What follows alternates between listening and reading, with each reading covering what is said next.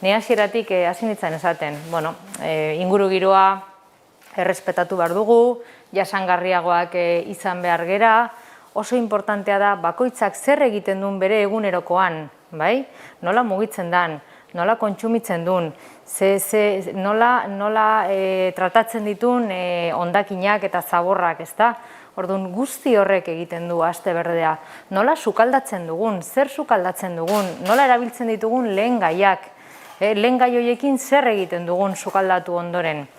Beraz, guzti hori da aste berdea, ezta?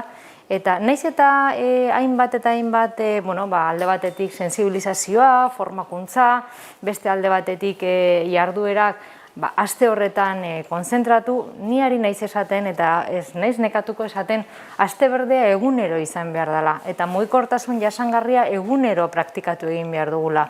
Pixkanaka, pixkanaka. Ze aldaketak nola datoz? Aldaketak datoz batengatik. Bat hasten da aldatzen eta bat aldatzen denean gero ingurukoak pixkanaka aldatzen ditu. Beraz, zorionak esan behar dizuet eta animatzen zaituztet jarraitzea horrela ere bai.